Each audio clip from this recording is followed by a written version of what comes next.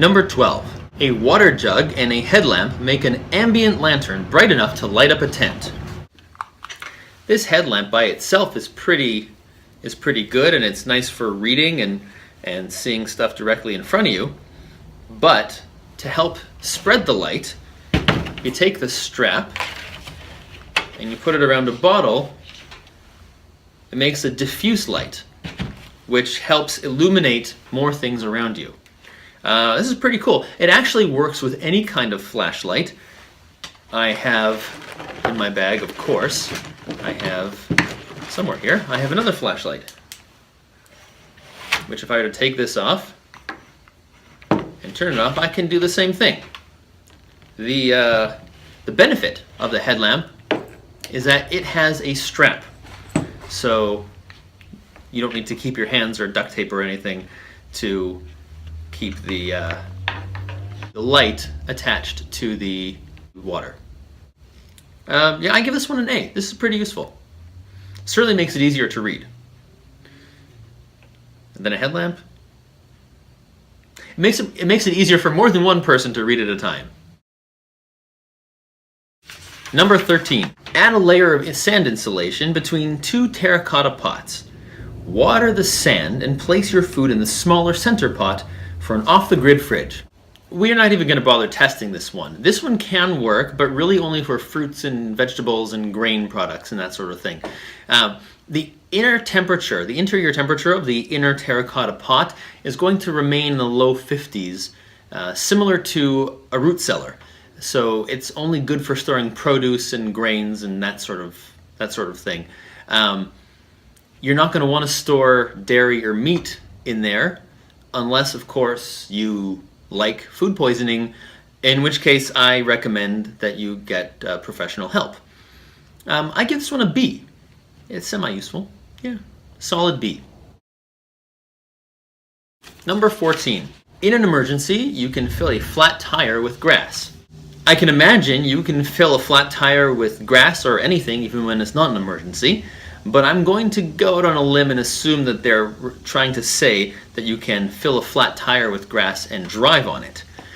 We will have to save this one for another episode. Number 15. A glow stick and a mousetrap attached to a tripwire make a lo-fi security system. I think they mean low-tech. Lo-fi refers to music quality. Anyway, if the tripwires are triggered, the snapping of the mousetrap will activate the glow stick and alert you to an intruder. Ooh, where do I begin with this one? Let's see, this is nice in theory, but let's think about it for a second. If it's alerting you by the glow stick breaking open and the glow juice being on the ground, then you need to be paying attention to it. You need to be patrolling, or you need to come across it in order to be alerted to the fact that your perimeter has been breached. Which means that if a zombie trips it and alerts you with this glow stick, it is way too late by the time you find out. You need some kind of audio alarm so you can make a perimeter far out. That way you have time to react to the breach. You know, a string with tin cans on it or something that alerts you to the fact that somebody walked by without having to actually see it. The only thing this is really useful for would be if you leave the camp, and you can set this up to alert you if somebody has come and meddled with your things, tampered with your things while you were away.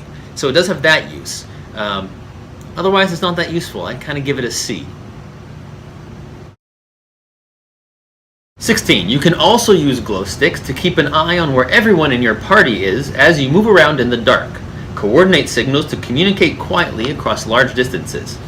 This is okay, this is good, but dangerous.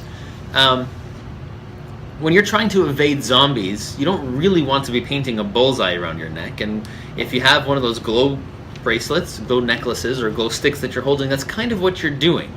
The problems are that glow sticks, they're not very bright. Once they've turned on, they're on for good until they die, and they don't have very long lifespans. So your better bet is to have a flashlight and extra batteries. And if you haven't looted enough stores to have a cache of extra batteries lying around, then really I have nothing positive to say about your right to survive a zombie apocalypse. You should always have spare batteries. But if, for instance, somehow you ran out of batteries, or this is many, many, many years into the zombie apocalypse and you still have glow sticks left, then yeah, I suppose this works. But I'm really not thrilled with it because it's not great. I'll give this one a C also. Something doesn't sit well with me. Next one. Your glasses can be used as a magnifying glass to start a fire. Well, we have seen how magnifying glasses can successfully be used to start a fire. We will, however, wait for better environmental conditions, such as not cloudy days, to test out whether you can use your glasses for starting a fire.